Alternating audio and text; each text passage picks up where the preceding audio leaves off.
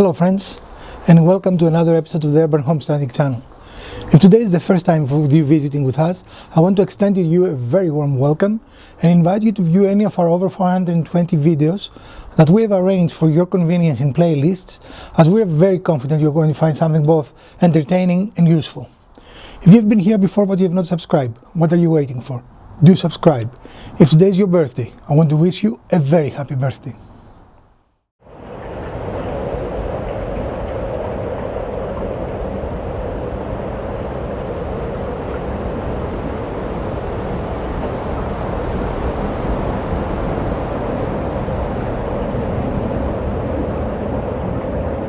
Today we'll continue our series in making builds that they are simple with minimal tools for small spaces, and one of the things that we need for our kitchen and we don't have is a napkin holder. So we're going to use these remnants from our last build actually, and this remnants dowel. I don't remember where we use that, but so the total cost of materials is zero because they're both remnants, but even if you were to buy this will be probably $5. Don't you agree? Mm-hmm. This is not an expensive build. So stick around and I will show you how we're going to transform those two things into this. So we're going to start by taking our original board. We measure that it is 14 inches in length, so we need to make a mark at 7, right? No, 14. Yeah. 14 divided by 2 is 7. So we're using our square here.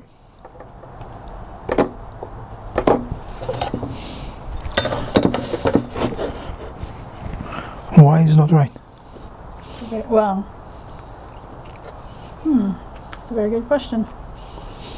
Are you sure it's 14 inches? Yes. Because it's not measuring out that way. No, it's 16 inches. Okay, then 16 divided by 2 would be 8, not 7. Well, be picky. I'm not picky. I'm See, that's doing your math for you there. That's why I don't like measuring, because it doesn't work. Mr. Math. All right, I cannot just work, but I know it's because this is 8. It's measuring at 8. You're using the inside. It's measuring differently because look. This measures from here to 1. This is from fine. Be logical with me. Okay, again. That's why I don't measure. That's why? Look, I'm a scientist. I'm not. Because I can be logical for you? No, because measuring drives you insane. You know? All right, so we're going to make our first cut, and that will be having this piece. And we hope this is the correct dimension, but if it isn't, we're okay with that. Right to me. Well, okay. So we're going to be right back with you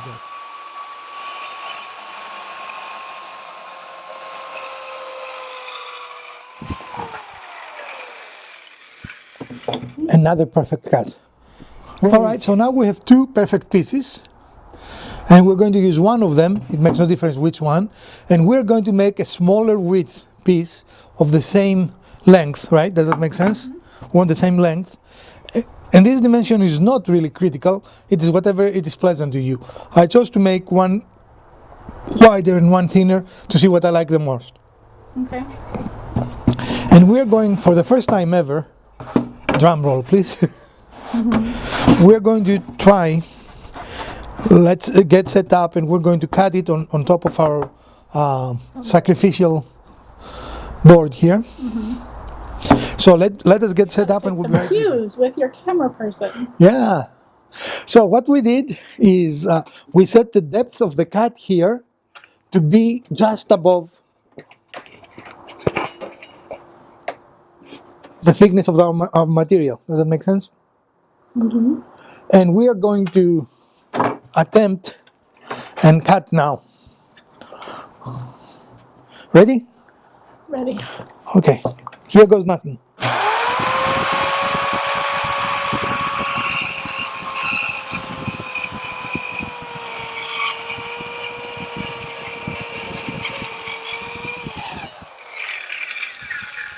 All right.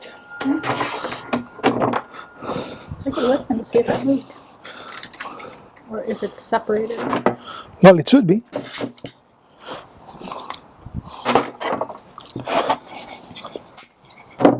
enough? Well, I didn't. It stopped me from going all the way. Okay. So that's a good clean cut. Look at that. Yeah, it's a very good cut. Look at that. Okay. So now we're going to clean this piece a little bit, and we'll be right with you. So now there was just a little piece that broke off a little bit unevenly, and we're taking a chisel to straighten that out so it's a nice flat piece there. And that was really our mistake. Well, and I think also the way the wood tore, the way it broke off there. All right, so which one you like better? To be the, so I like the smaller, but okay. So a little bit of chisel work, and this is now perfect. Yep. Right? And I'm sure that we will end up doing some sanding, because that's what we do. Sure. It wouldn't be our channel without sanding, copious amounts of sanding. Okay. So we'll put the two pieces together approximately in the location we want them. And to make our lives easier and avoid measurement, which I demonstrated I'm an expert in, right, in the beginning of our video, we're going to drill through both of them at the same time.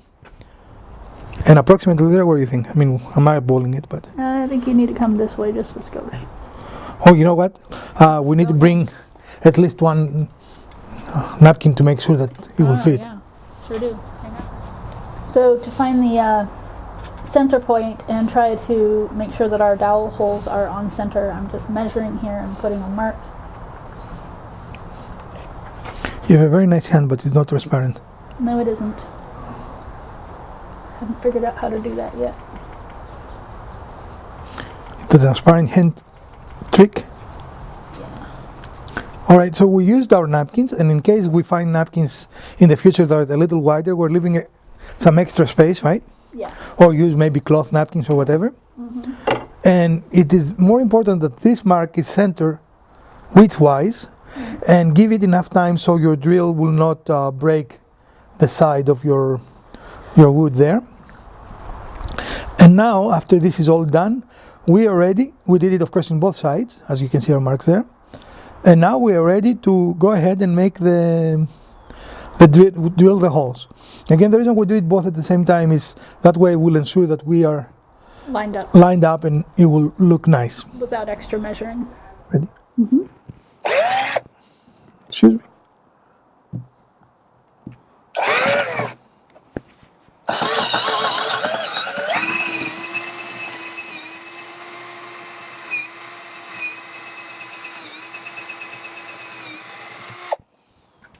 All the way through? Yeah, it's all the way through. It was moving a lot. With you?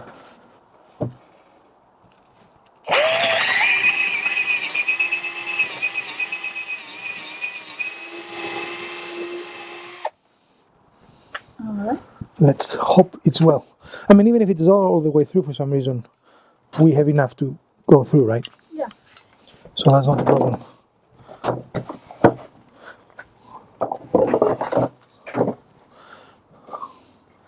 Now another tip is we're going to work a little bit wider these two holes. Those are the top piece.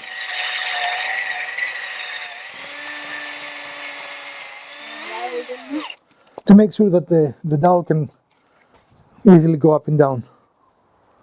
Right? All right. Make sure you don't go through.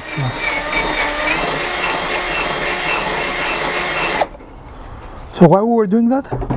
We're doing that so that our dowel, which we haven't quite gotten to, but our dowel will be able to move up and down freely when we have that insert.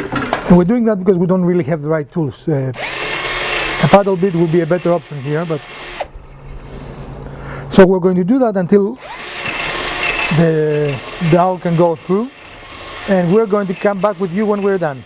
So here we are. We are finished with our project, and we have put some napkins on, and we are going to,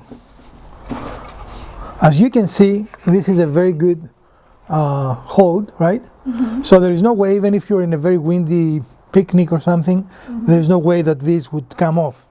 But this is our final project. Now, if we're in our shop, I would probably use the router and create a softer line here. Mm-hmm. We're not, so we're not going to do that. Okay. Also, if we're in our shop, I would Suzuki bang this, or say it correctly because I know I don't. Suzuki ban. I would say Suzuki bang, right? Bang.